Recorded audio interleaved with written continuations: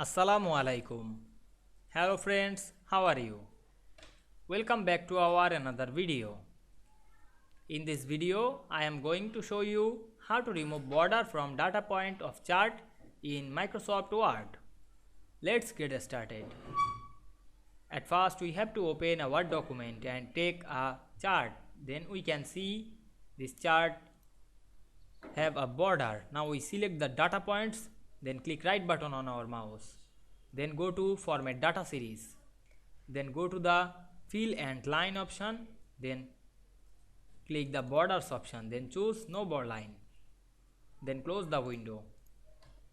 Now we can see here we remove border from data point of this chart very easily.